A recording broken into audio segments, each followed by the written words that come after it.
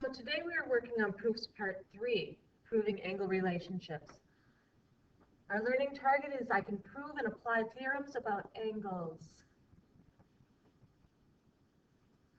First we need to start, of course, with some vocabulary.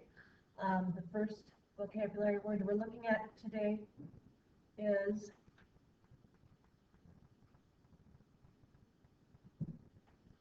vertical angles. Vertical angles we've talked about before. We already know what they are. It means that this angle and this angle are across from each other in an X, so that makes them vertical angles.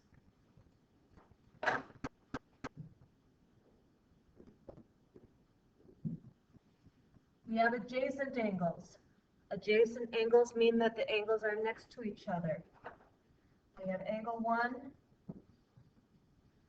right here is next to angle 2 right here. Angle 3 is next to angle 4.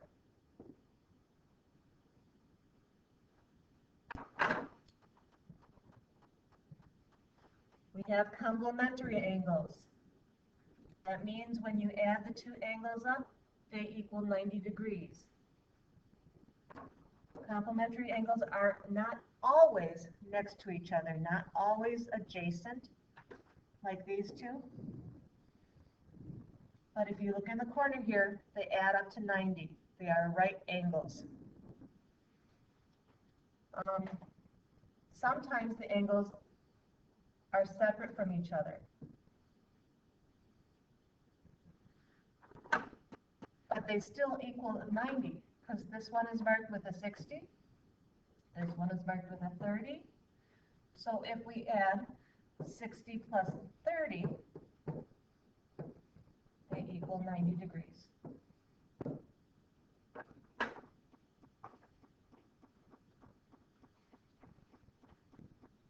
We're looking at supplementary angles.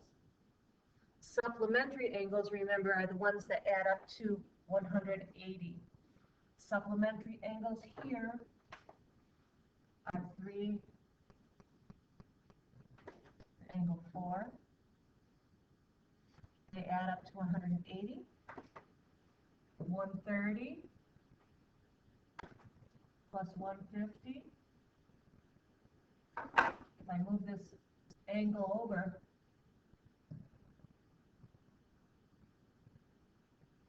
I can show you that they add up to 180. But we know that by saying 130 plus 50 equals 180.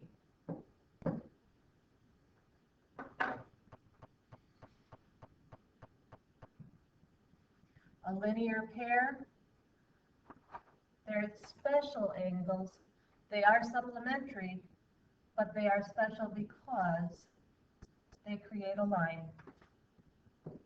Linear pair, that means a pair of angles that make a straight line. Linear pair.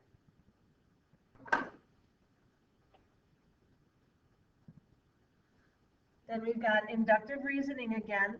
That was from the lesson the other day. Conjecture and proof. A theorem is a statement that you prove true. And we're not going to worry about paragraph proof. We have two-column proof, which we're going to start today. The reasons we're using will be in the proof. And of course, you know what are congruent angles. Congruent angles are angles that measure the same measure.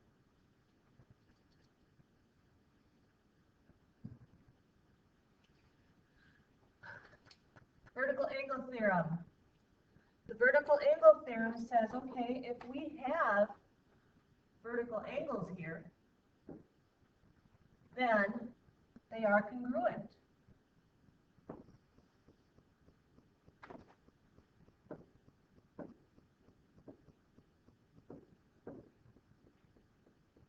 These two angles are congruent. That's the vertical angle theorem.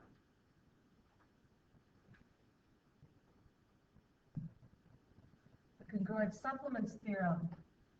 If two angles are supplements of the same angle, then the two angles are congruent. So what this is saying is angle 1 is supplementary to angle 2. Let me circle 1. Angle 1 is supplementary to angle 2. And angle 3 is supplementary to angle 2.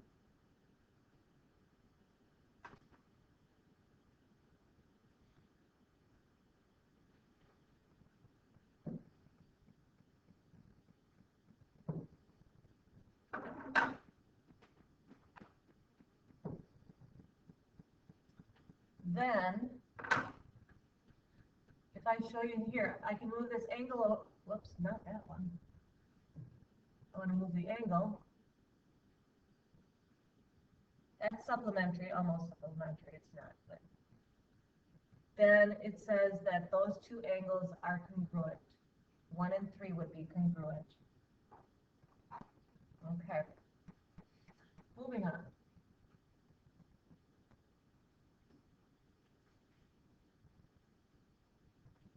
The congruent complements theorem, it's the same thing as the other one. If angle 4 is complementary to angle 5, 6 is complementary to angle 5, then 4 is congruent to angle 6. We'll show you that later. Then we have this theorem. All right angles are congruent.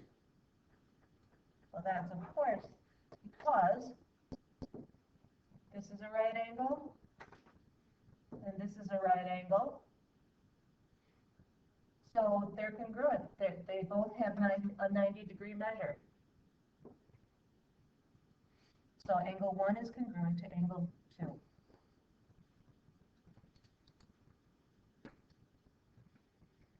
And then, if two angles are congruent and supplementary, then they're both right angles. That just makes sense. So, this one is done for you, but I will explain it. We are looking at this example here, name pairs of congruent angles in the figure. Justify your answers. What they give us at the beginning here is that WC bisects angle BWD. All right. So if I look for WC, the ray WC, I found it right here. Bisect is a very fancy vocabulary word, which means that it cuts angle BWD in half into two congruent angles. So angle BWD is cut directly in half, making these two angles congruent. So now, if we look at the picture, and then we look at the directions on the right, over here we see angle 4 is a supplement of angle 1. So if angle 4 is a supplement of angle 1. So if I look at the picture, here's angle 1, and here's angle 4. When we look at those two angles, we notice that they make that straight line. So that makes them a supplement.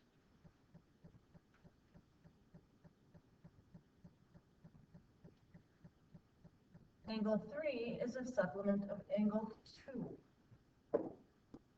3 is a supplement of angle 2. So angle 3 and angle 2, they also make a straight line. So what the next statement says, since angle 1 is congruent to angle 2, Well, we've got that marked already. That's right here. That means then angle 4 and angle 3 are congruent as well. This angle needs to be congruent to this angle. And that is the congruent supplements theorem that we had on the previous page.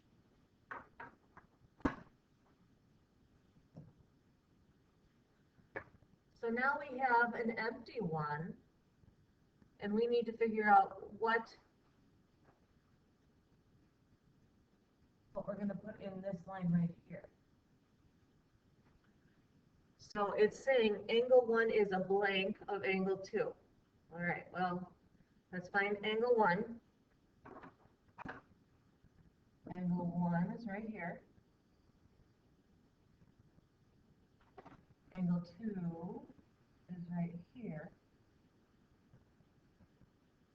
Well, I see a box right here. So if I can take out this blue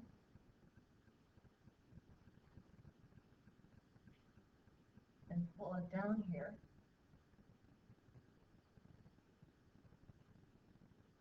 I notice that that's a 90-degree angle. So that means that angle 1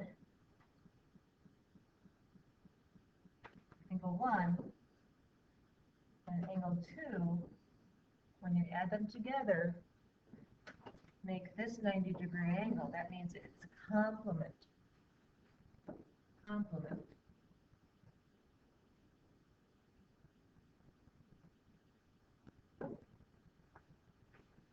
Okay, well, let's look at the next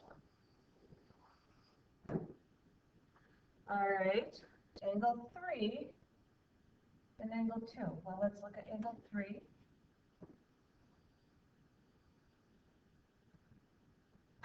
Angle 2. Again, when we add them together,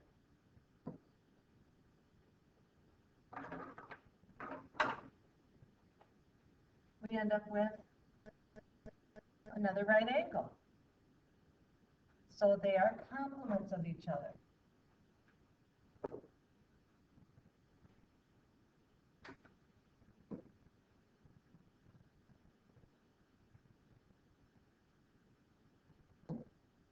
These are complements. Okay, so then the next part. The next part says since 2 is congruent to 2. Let's take a look at that.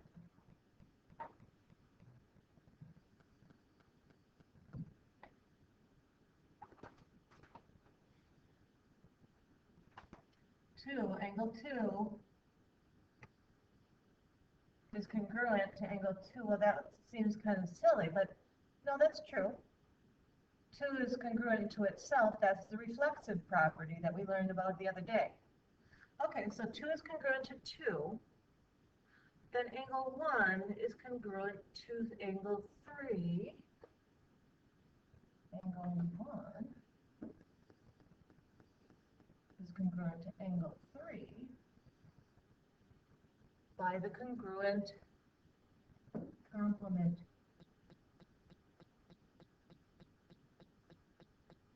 theorem. Okay. Now, here we go with proofs. Here's the first two-column proof. So let's see. We're looking at the picture first, okay? I see a big X here, and I see numbers around that X. So I'm going, okay, that looks familiar to one of our vocabulary words, the vertical angle theorem. Oh yeah, okay, I remember that now. So I know that vertical angles from the theorem are congruent. The vertical angle theorem, they're equal. Here's the measure of angle 2 equals the measure of angle 4. Okay, well, let's take a look at that. The measure of angle 2 equals the measure of angle 4. Yeah, that's the vertical angle theorem. Okay, so then what they did from step 1 to step 2, what did they do? Well, I don't see angle 2 anymore. I don't see measure of angle 4 anymore. What they did is they took the algebra and put it right in there. So that is substitution.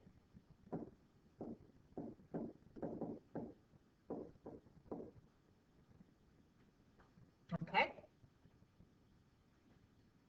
Well, from step 2 to step 3, what happened?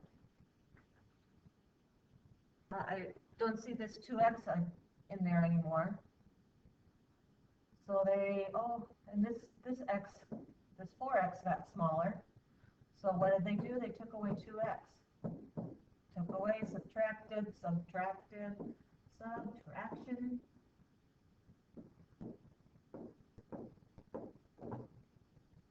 Property of equality.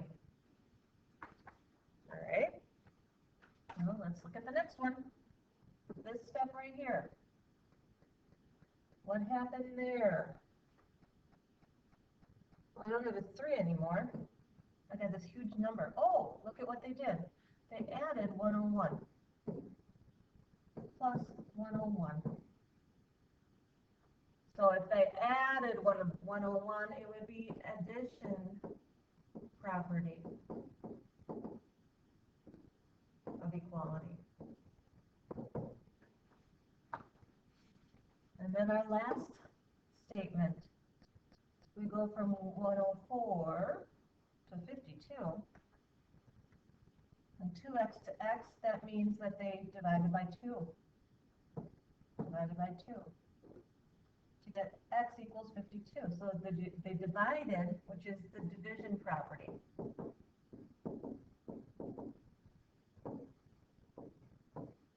Of equality.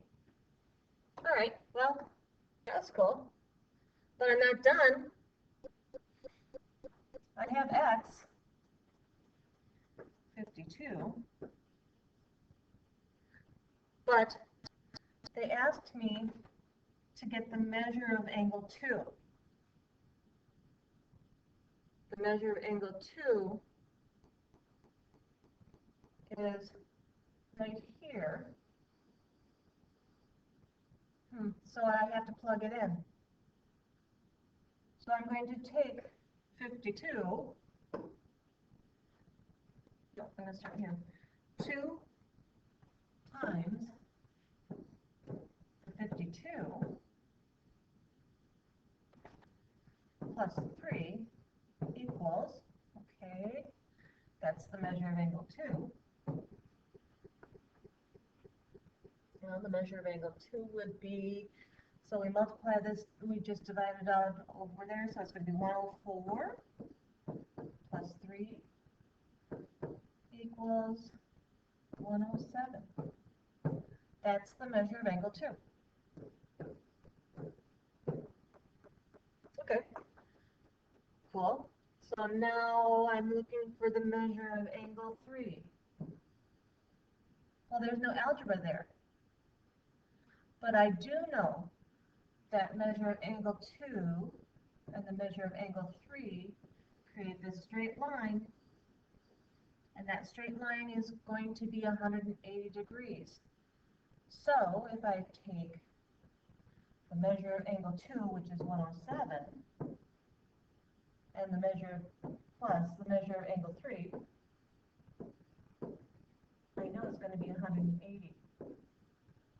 So if we do that math, we have to subtract 107 from 180, which is going to be a 30 and 83.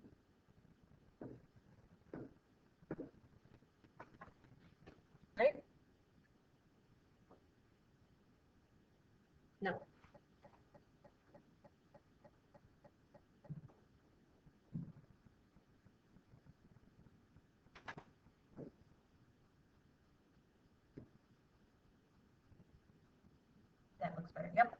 73. Okay. Last one. Okay, apply the vertical angle theorem to find x and y and the measure of angle 4. Well, this looks crazy, but it's really not.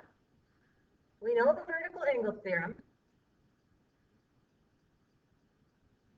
and we have to find x and y. Well, let's just look at this picture and go, okay, well, how are we going to find x? I know how to find x.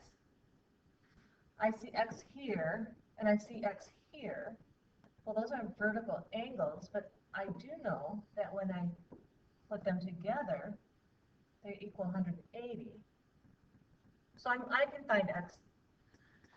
I'm going to say 2x plus 5x plus 40 equals 180. We've done this before. Okay, the first thing I'm going to do is combine like terms. I got 7x plus 40 equals 180.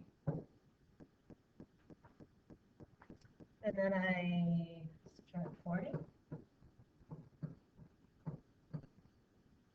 So I get 7x equals 140. Divide by 7, divide by 7, x equals 20. Okay, that works. All right, so now it says, okay, find y. Where's y in this picture? Y is right here. Y equals 2x. Hold on. Those are vertical angles, so they're equal, but that doesn't make any sense. How am I going to get y equals 2x? There's two variables. That makes no sense, right? Wrong. We already know what x is. So I know that y equals 2 times x, which is 20. Yay! So y equals 40. All right, cool. Now how do I figure out the measure of angle 4? There's nothing there. Okay. There's a couple of different ways to do it. I'm going to use my vertical angle theorem to do it. This angle is congruent to this angle. Angle 4 is congruent to angle 2. So I can then say, if angle 4 is congruent, I know that this is the algebra that I can use to figure out what angle 4 is. So I say 5 times x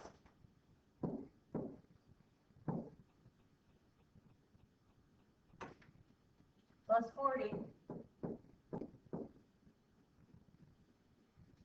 and I just figure this out. Okay, so 5 times 20 is 100 plus 40, and that equals 140.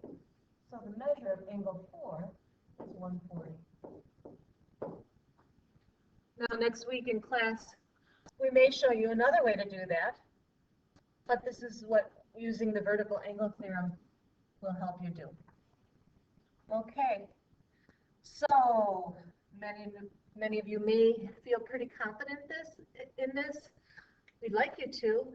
So on next week, Monday, come back with all of your questions, and we look forward to talking to you and working with you, and have a great weekend. Bye, guys.